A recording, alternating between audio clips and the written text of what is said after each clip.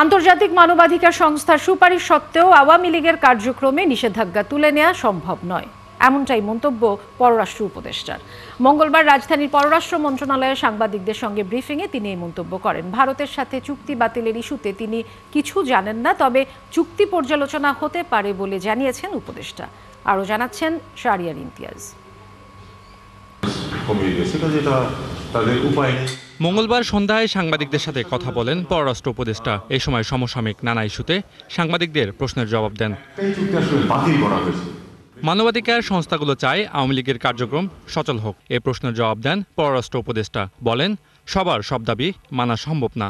Human rights সংগঠনগুলো তাদের কাজ করবে, সরকারের পক্ষে তাদের সবকিছু মেনে নেওয়া কখনোই সম্ভব হবে না। প্রত্যেকে তাদের নিজেদের দৃষ্টিভঙ্গি থেকেই কথাবার্তা বলে থাকে এবং সরকারকে অনেক কিছু বিবেচনা নিয়ে কাজ করতে হয়। ভারতের সাথে চুক্তি বাতিলের বিষয় জানানে উল্লেখ করে উপদেষ্টা জানান, ভারতের সাথে অনেক প্রকল্প দেশে নানা কারণে স্থগিত আছে, যা পূর্ণ বিবেচনা হবে।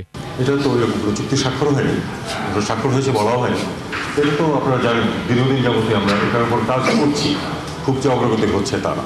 মার্কিন অর্থায়ন কমায় জাতিসংঘের শান্তিরক্ষী মিশনের কার্যক্রম 25 ভাগ কমানো হচ্ছে। বাংলাদেশ যেন কম ক্ষতিগ্রস্ত হয় সেটা নিশ্চিত করা হচ্ছে বলে জানান তৌহিদ হোসেন। চেষ্টা করে যাচ্ছি যেন আমাদের ক্ষেত্রে সেই কমাটা যেন লেস দেন প্রপোর্শনাল হয়, আমরা চেষ্টা করছি। প্রশ্নের উত্তরে তৌহিদ হোসেন জানান, বাংলাদেশ থেকে কাউকে রাশিয়া বা ইউক্রেনের পক্ষে যুদ্ধ করতে পাঠানোর অনুমতি দেওয়া হয় না। অবৈধভাবে গেলে সরকারের কিছু করার থাকে না। আমাদের ক্ষেত্রে সেই কমাটা। শাহরিয়ার ইমতিয়াজ, ৭১, ঢাকা।